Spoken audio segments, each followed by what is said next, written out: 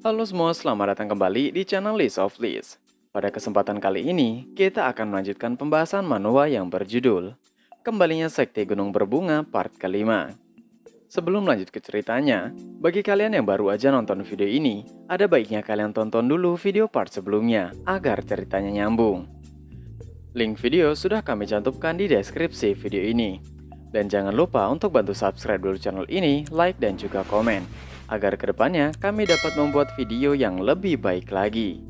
Dan juga kami mohon maaf jika ada salah dalam penyebutan nama dan kata asing di sepanjang video ini. Tanpa berlama-lama, mari kita bahas tuntas.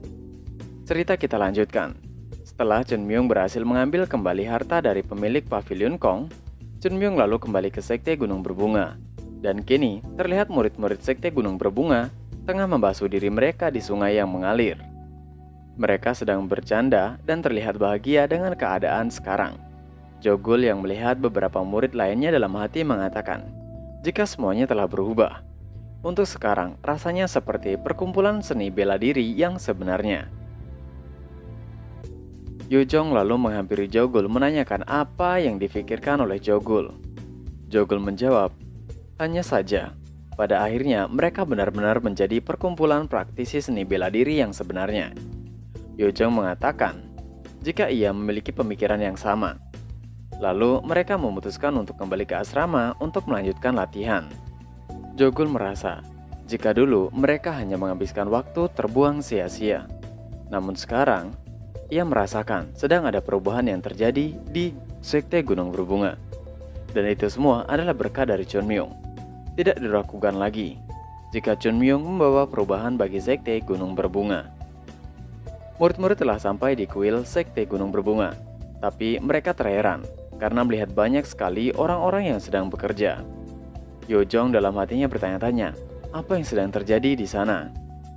Yojong langsung menghampiri Sasuk besar Un-am dan menanyakan, siapa mereka semua? Sasu Un-am mengatakan jika mereka semua adalah pekerja, karena Sekte Gunung Berbunga sedang merencanakan untuk memperbaiki seluruh kuil. Karena seperti yang mereka tahu, kuil Sekte Gunung Berbunga saat ini sudah dalam kondisi yang tidak baik. Sasu lalu meminta para murid untuk membantu para pekerja, karena para pekerja terlihat kelelahan dari mengangkut material-material. Mereka masih tidak mengerti, dan Sasu Un-am membentak mereka untuk segera membantu para pekerja itu. Dengan ketakutan, Yojong dan Jogul segera mengerti. Di malam hari, di meja makan para murid tersaji masakan ayam yang terlihat nikmat. Mereka terkagum, apakah itu yang dinamakan daging? Mereka merasa tidak percaya ada makanan seperti itu di Sekte Gunung Berbunga. Tentu saja mereka merasa sangat senang dengan itu dan memulai untuk makannya beramai-ramai. Setelah selesai makan, Jogul dan Yojong tengah berjalan di halaman asrama. Yojong tidak menyangka dengan apa yang terjadi.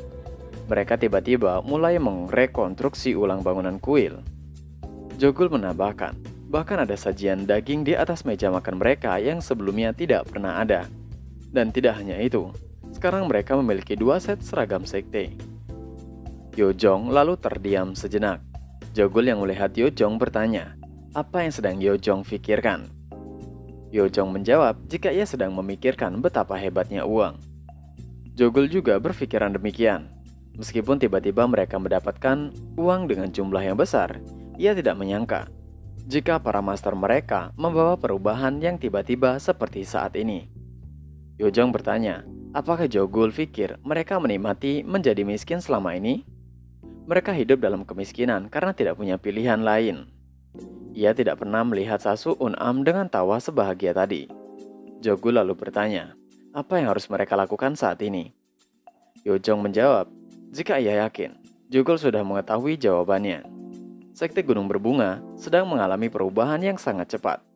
Jadi, mereka perlu bersiap-siap untuk apa yang akan terjadi selanjutnya. Ini bukan mengenai finansial saja. Yojong lalu meminta Jogul untuk melihat buku seni bela diri yang ada di peti. Jogul mengerti dan mengingat ketika Chun Myung menemukannya.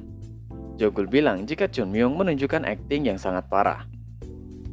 Jogul lalu melanjutkan pertanyaan.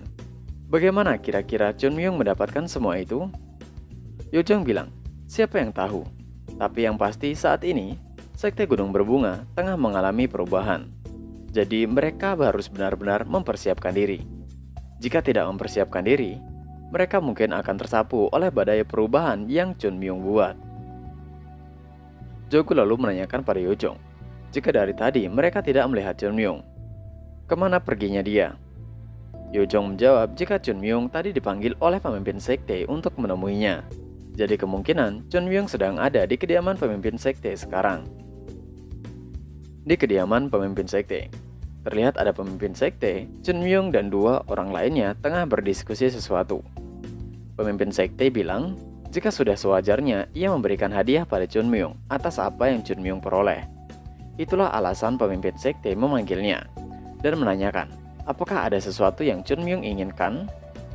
Pemimpin bilang, ia yakin jika Chun Myung pasti memiliki ketertarikan dengan harta yang Chun Myung dapatkan.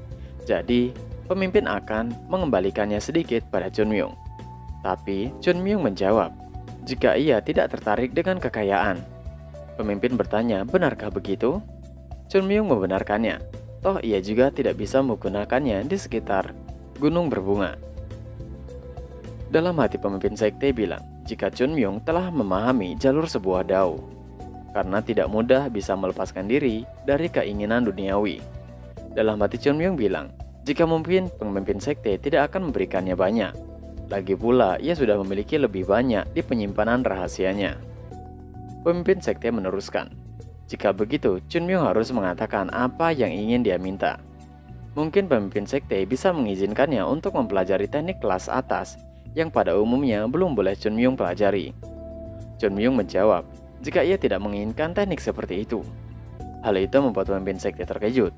Apakah Chun Myung bilang tidak ingin mempelajari teknik itu? Chun Myung mencoba menjelaskan jika pastinya ada alasan mengapa leluhur membuat urutan dalam mempelajari teknik dan sebagainya. Makanya ia tidak bisa langsung mempelajarinya. Pemimpin sekte setuju dengan perkataan Chun Myung. Dalam hati Chun Myung bilang, "Cih, tatanan palamu peyang apa? Seharusnya aku yang ngajarin kalian." Chun Myung melanjutkan dalam hatinya jika masih banyak teknik yang ingin ia berikan pada mereka semua. Tapi bagaimana caranya memberikannya pada mereka tanpa canggung dan adanya pertanyaan di kemudian hari? Lalu apa yang harus ia minta sebagai hadiah? Chun Myung lalu mendapatkan apa yang ia pikirkan. Chun Myung bertanya, bagaimana jika hadiahnya adalah memperbolehkan Chun Myung untuk pergi ke kota Hua sebebas yang ia mau? Hal yang menurut Chun Myung harus lakukan adalah mendapatkan kebebasan. Ia harus bergerak ke tempat-tempat lebih banyak sebelum ia melakukan sesuatu. Pemimpin sekte bertanya, kota Hua, Chun Myung membenarkannya. Ia merasa jika tetap berada di kuil dan selalu berlatih seni bela diri, hanya akan membatasi perkembangannya sebagai murid. Bukankah dirinya bisa belajar lebih banyak jika menjelajahi dunia yang lebih luas? Pemimpin mengerti akan asal dari Chun Myung.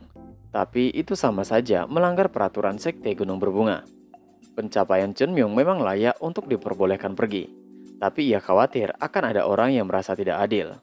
Pemimpin lalu meminta Chun Myung meminta hal lain selain diperbolehkan pergi ke kota Hua sesuka hati. Dalam hati Chun Myung bilang, apalagi hal yang bisa ia minta jika ia saja tidak diperbolehkan untuk pergi ke kota Hua sama sekali. Tiba-tiba, Chun Myung mendapatkan ide. Chun Myung mengatakan pada pemimpin sekte, jika yang sudah pemimpin sekte lihat, kondisi tubuhnya saat ini sedang tidak baik-baik saja. Dan menurut dokter, sepertinya kekuatan dalamnya Chun Myung terluka. Pemimpin sekte lalu bertanya, lantas mengapa? Chun Myung menjawab, jika ia ingin meminta hadiahnya diganti dengan pil kehidupan. Mendengar itu membuat pemimpin sekte dan yang lainnya terdiam sejenak. Pemimpin sekte lalu meminta semua yang hadir di sana untuk mendengarkannya. Dengan meminum air dari gelasnya, lalu meletakkan gelasnya di atas meja, pemimpin sekte meneruskan. Jika sebagai pemimpin sekte Gunung Berbunga, ia menyatakan, Chun Myung tidak perlu lagi membutuhkan izin untuk pergi keluar dari kuil gunung sekte Gunung Berbunga. Semua orang mengerti, kecuali Chun Myung yang heran. Bukankah tadi pemimpin bilang tidak mengizinkannya?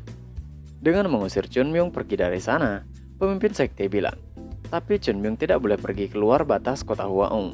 Dan Chun Myung akan bertanggung jawab atas dirinya sendiri apapun yang terjadi pada dirinya jika telah pergi dari wilayah kuil. Chun Myung didorong keluar dari ruangan itu sambil bertanya, bagaimana dengan pil kehidupannya? Tidak ada respon dari pemimpin sekte. Di dalam ruangan yang tersisa 3 orang itu, pemimpin sekte bertanya pendapat mereka mengenai Chun Myung. Un-am bilang, jika tidak diragukan lagi, jika Chun Myung mengerti jalan sebuah dao. Meskipun Chun Myung masih kecil, ia bisa merasakan ada kebijaksanaan dalam dirinya. Tapi kadang ia tetap sembrono. Tapi itu wajar mengingat usianya yang masih muda. Dalam hati Un-am mengatakan, dan bukan karena cara bicara Chun Myung. Ia hanya tidak bisa merasakan sifat kekanak-kanakan dari Chun Myung, karena ia merasa adanya roh Taois dari Chun Myung. Pemimpin sekte lalu bertanya pada Hyun Sang. Hyun Sang menjawab jika Chun Myung adalah anak-anak yang tidak kekanak-kanakan.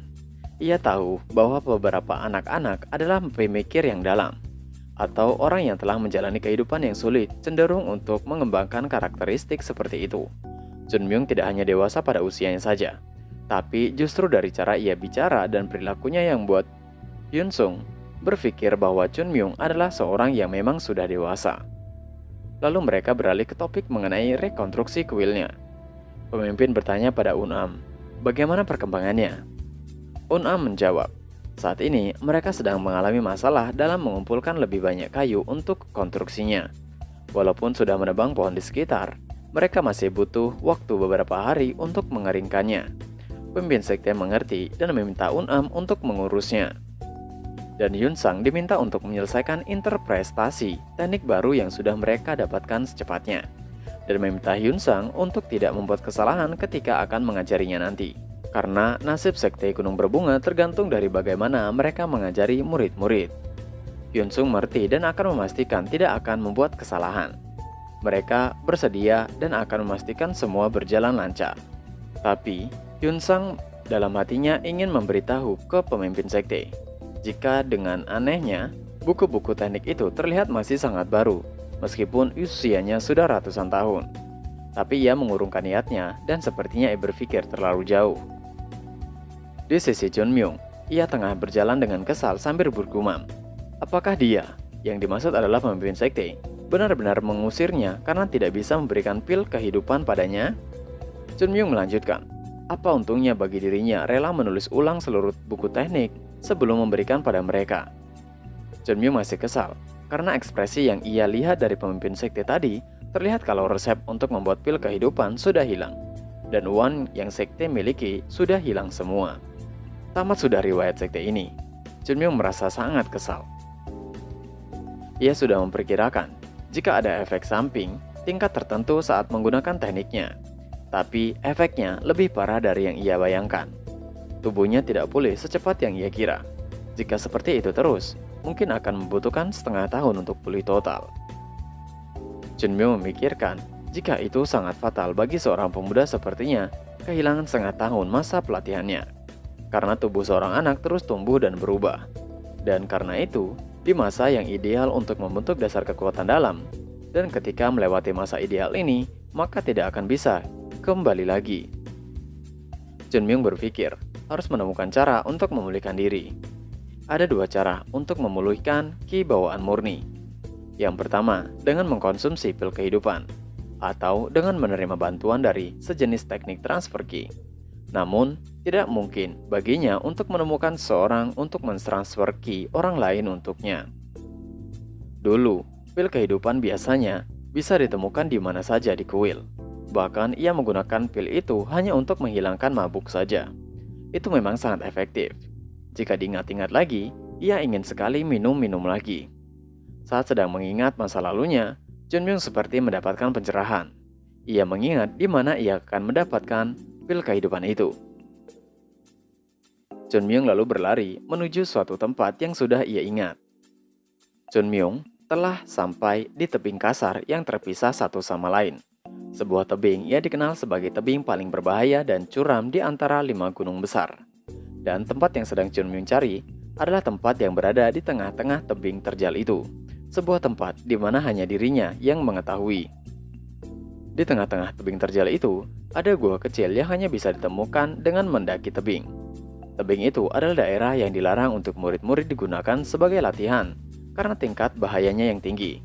Chun Myung dalam hatinya mengatakan, Di atas sana, di sebuah tempat di mana ia menyembunyikan pil kehidupan, Chunmyung lalu mengambil tali untuk menuruni tebing itu. Terlihat lebih baik menuruni bukit itu daripada mendakinya.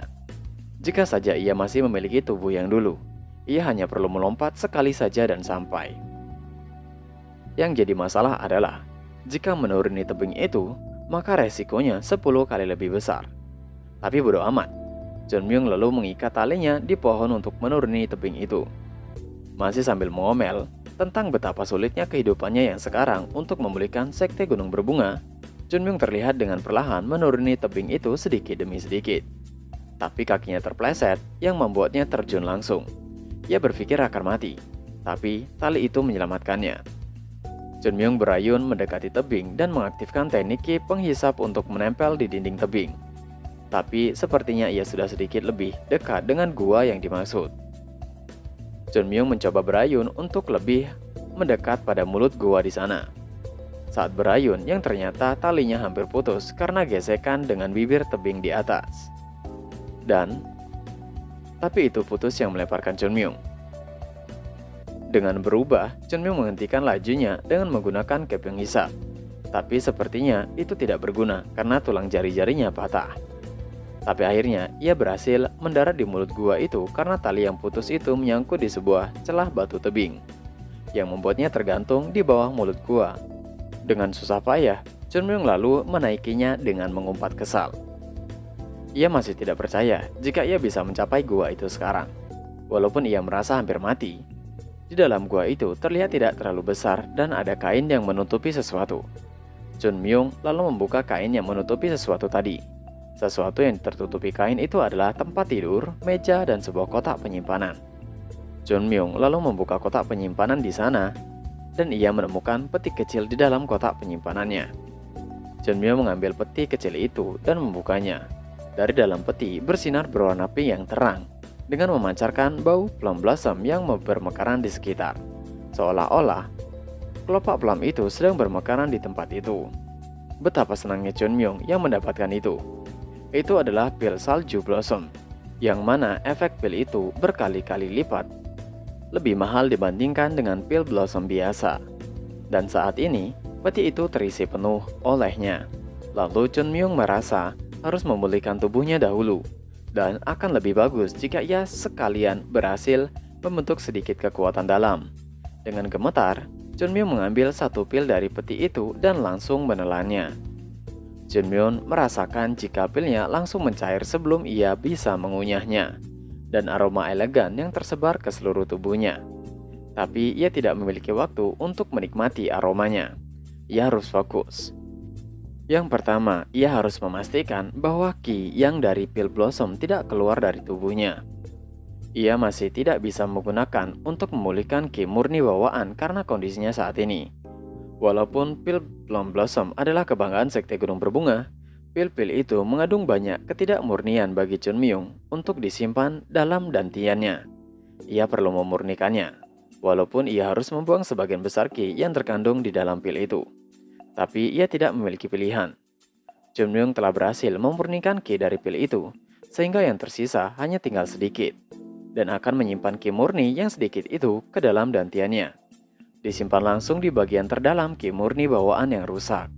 Setelah memperbaiki Ki bawaan yang rusak tadi, terlihat tubuh Chunmyung melayang dan mengeluarkan Ki dari seluruh tubuhnya. Ia terlihat sangat kesulitan. Dan juga chapter kali ini berakhir. Nah, itu tadi adalah pembahasan manual kembalinya sekte gunung berbunga part kelima. Sebelum mengakhiri video ini, kami ingatkan untuk bantu subscribe dulu channel ini, like, dan juga komen. Terima kasih sudah menonton video ini dan sampai jumpa lagi di video selanjutnya. Jana.